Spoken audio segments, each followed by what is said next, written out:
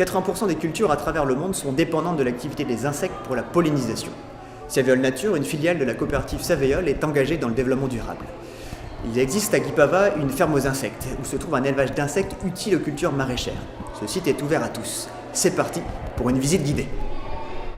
Essayer de proposer des produits sains aux consommateurs et respecter l'environnement, c'est l'objectif de la ferme aux insectes de la coopérative Saveol Nature. Ici, les bourdons, éléments essentiels à la pollinisation des fleurs de tomates, sont élevés en ruches, 15 000 chaque année. Pascal élève des insectes depuis 20 ans. Nous, notre métier, c'est de faire en sorte qu'à partir d'une reine, on va avoir un couvain dans lequel il y a à peu près une centaine d'ouvrières. Donc on fait des petites ruches de bourdons.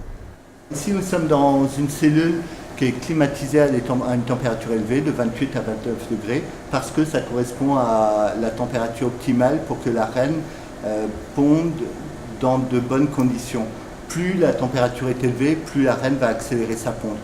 Notre but ici est de passer en fait d'un couvain de quelques ouvrières à un couvain dans lequel on aura 150 ouvrières. Tout ça, ça se passe en moins d'un mois parce qu'on est à des températures très élevées. Les bourdons, ils sont utilisés dans les serres de tomates, notamment parce que c'est des insectes en fait qui sont très peu sociables. Ils n'ont pas de langage développé comme les abeilles, si bien qu'ils vont rester à l'endroit où on leur dit d'aller. C'est-à-dire on les met dans une serre de tomates, ils restent là. Alors que les abeilles, elles, vont aller rechercher une nourriture appétante, vont en trouver à l'extérieur et tout le couvain va partir en fait à l'extérieur. Il ne restera pas à l'endroit où il est. À la ferme aux insectes, on élève aussi des insectes protecteurs auxiliaires pour protéger les cultures des insectes nuisibles. Une initiative unique en Europe. Une mouche blanche en 20 jours peut pondre jusqu'à 150 œufs. Et après ça se multiplie et on arrive vite à des millions de mouches blanches dans nos serres. Notre deuxième ravageur, là, ça va être l'acarien. Donc pour lutter contre ces trois ravageurs, nous on a trois super-héros à nous. Nos insectes protecteurs. Le premier insecte, c'est l'encartien. L'encartien, c'est une toute petite guêpe, une micro-guêpe. Les insectes sont utiles et aujourd'hui, moi, c'est ce qui me tient à cœur dans le parcours de la ferme aux insectes, c'est de faire comprendre aux enfants qu'il y a des insectes ravageurs, oui, mais que les insectes dans nos jardins sont très utiles et peuvent nous servir à protéger nos cultures et la nature. Aujourd'hui, on est très contents, c'est un bilan très positif.